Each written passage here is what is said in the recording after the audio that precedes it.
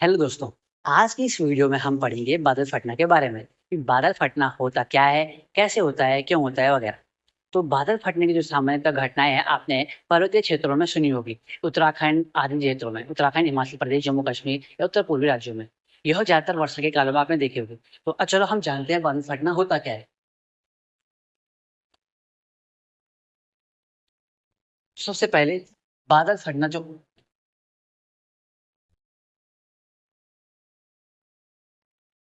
बादल फटना क्या होता है? भारतीय मौसम विज्ञान विभाग के अनुसार जब किसी छोटे क्षेत्र में, किसी छोटे भौगोलिक क्षेत्र में 100 मिलीमीटर या 10 सेंटीमीटर से अधिक वर्षा होती है, तो इसी को जो होता है बादल फटने की घटना कहते हैं। अब हम देखते हैं अब छोटा भौगोलिक क्षेत्र क्या हुआ।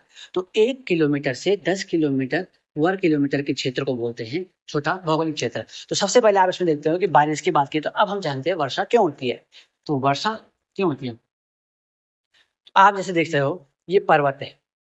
जब कोई नमी से भरी हुई मानसूनी पवनें आगे की ओर बढ़ती है, तो उनके मार्ग में वहाँ जो पर्वत होता है वो अवरोध उत्पन्न करता है। तो ये धीरे-धीरे ऊपर की ओर बढ़ने लगती है। ये ऊपर की ओर बढ़ती है और ठंडी होती जाती है। ऊपर इनके संघनन के कारण ये बादलों में परिवर्तित होती है। बादलों में परिवर्तन होती है और वर्षा के रूप में नीचे, इसकी जो बूंदें हैं वर्षा के रूप में नीचे गिरती है। अब हम बात करते हैं बादल फटने के बारे में। तो जब जब मानसूनी हवाएं आगे की ओर बहती है और ऊपर बढ़ती है, तो मानसूनी हवाओं के कारण यहाँ बादलों का निर्माण होता है। परंतु बादलों का निर्माण होता है जब इनकी जो गति होती है वो तीव्र होती है, तो जो नमी वाले बादल होते हैं उनसे जो पानी की बूंदें हैं वो नीचे नहीं आ पाती। ये उनके मार्ग में अवरोध उत्पन्न करते हैं। अवरोध उत्पन्न करने के कारण जो चूंकि बूंदें वो नीचे नहीं आ पा रही है, तो ये बूंदें भी संघनन करके बादलों में इकट्ठा हो जाती है, जिससे कि बादलों में घनत्व बढ़ जाता है। साथ ही आपने पढ़ा होगा पृथ्वी के गुरुत्वाकर्षण बल के बारे में। तो गुरुत्वाकर्षण बल भी इन पर कार्य करता है।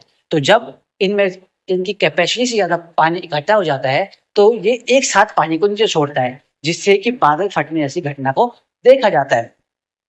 इसका एक और भौगोलिक कारण हम देखते हैं। तो जैसा कि आप देख रहे होंगे, ये है भारत का मानचित्र। आपने पढ़ा होगा कि भारत में मानसूनी पवनें जब आती है, तो ये 2 शाखाओं में विभाजित हो जाती है। पहली शाखा बंगाल की खाड़ी की शाखा, दूसरी शाखा होती है अरब सागर की शाखा। अरब सागर की शाखा ये ऊपर की ओर बढ़ती है, बंगाल की खाड़ी की शाखा इधर से मुड़ते हुए इधर आती है और ये इस क्षेत्र में ही मिलती है।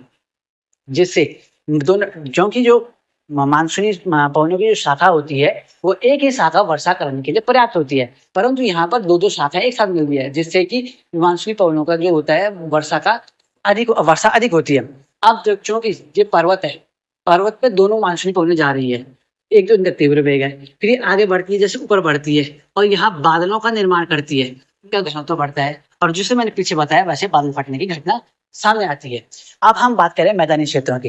तो मैदानी क्षेत्रों में चूंकि पहाड़ तो होते नहीं है, तो मैदानी क्षेत्रों में क्या होता है, जब वर्षा होने वाली होती है, वर्षा के बादल जब आसमान में आते हैं, तो क्या होता है कि जो नीचे की गर्म हवाएं हैं, कई बार दिखाया था कि जो नीचे की गर्म हवा है वो ऊपर की ओर बढ़ने लगती है। ऊपर की ओर बढ़ने के कारण ये धीरे ठंडी होती है और इन बादलों में इनका संघनन होने लगता है, जिससे कि इसमें इनकी जो पानी की मात्रा है वो बढ़ जाती है।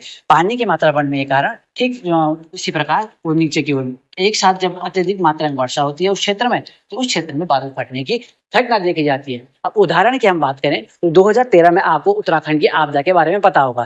तो 2013 में उत्तराखंड की आपदा का एक महत्वपूर्ण जो कारक था वो बादल फटना भी था। इसके साथ साथ मैदानी क्षेत्रों में बात करें तो सन 2005 में मुंबई के बादल फटने की घटना को आपने जरूर सुना होगा।